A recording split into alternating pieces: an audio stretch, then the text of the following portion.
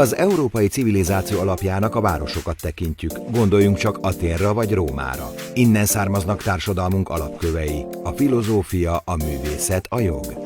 De szinte mindig elfelejtjük, hogy a városok nem lehettek volna sikeresek az őket élelmiszerrel és termékekkel ellátó vidék nélkül. A vidék fontosságáról a mai napig gyakran megfeledkezünk, éppen ezen kíván változtatni az EU kohéziós politikája.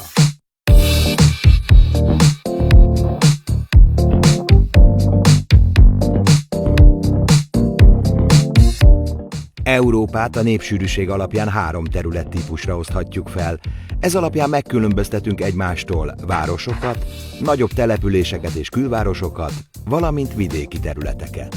Az Európai Unió területének 83%-át teszik ki a vidéki területek, ugyanakkor mindössze az EU lakosságának körülbelül 30%-a él itt. Ez számos megoldandó problémával jár. A vidéki területeken nagy problémát jelent az elvándorlás. Sokan a munkalehetőségek hiánya, a tanulás, vagy csak egyszerűen a jobb élet reményében a városokba vándorolnak, így a vidék lassan elnéptelenedik. A kohéziós politikát éppen azért hozták létre, hogy a tagállamok és a régiók közötti különbségeket mérsékelni lehessen.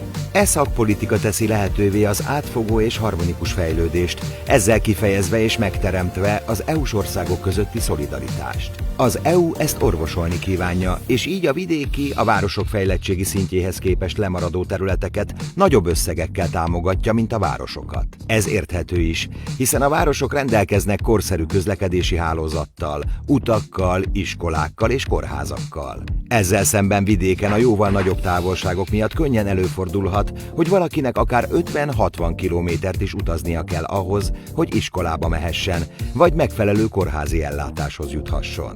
A kohéziós politika egyik fő célja tehát, hogy a vidéki településeket jobban összekapcsolja egymással és a városokkal egyaránt. Az összekapcsolódáshoz azonban nem elég néhány szupergyors vasút vagy jó minőségű autópálya. Infrastruktúrát kicsiben is érdemes fejleszteni. Az utak aszfaltozása, a helyi közlekedés fejlesztése a vidéki emberek érdekeit szolgálják. A vidéki területeken az emberek általában kevesebbet keresnek és kevesebb lehetőségük is van dolgozni. Éppen ezért a munkahelyteremtés és a vidéki vállalkozók támogatása is fontos szempont az Európai Unió számára. Ez Magyarország esetén is jól látható, hiszen a fejlettebb régiók mindössze 611 millió eurót kaptak a korábbi költségvetési ciklusban, ezzel szemben a fejletlenebb régiók 15 milliárd euróhoz jutottak. Ugyanakkor a fenntarthatóság kérdése itt sem kikerülhető. Nem lehet minden problémát megoldani nagy és szennyező gyárak építésével. Munkahelyeket ugyan teremtenek, de szennyezik a környezetet és sok bosszúságot okoznak a környéken lakó embereknek. Gondoljunk csak bele, milyen lenne, ha egyik reggel arra ébrednénk a csendes lakóhelyünkön, hogy egy hatalmas és hangos gyár költözött a szomszédunkba. Az EU előtt álló egyik legnagyobb kihívás, hogyan tudja természeti kincseit és mezőgazdaságát megőrizni, ellenállóvá tenni a klímaváltozás hatásai ellen. Az agráriummal a pénzügyi alapok közül a közös agrárpolitika foglalkozik, mely a teljes uniós költségvetés 21,2%-át teszi ki a következő években. De nem szabad átesni a ló túloldalára sem. A vidékkel, leszakadó térségekkel ugyan kiemelten foglalkozik az Európai Unió, de ettől még nem mond le a városokról sem.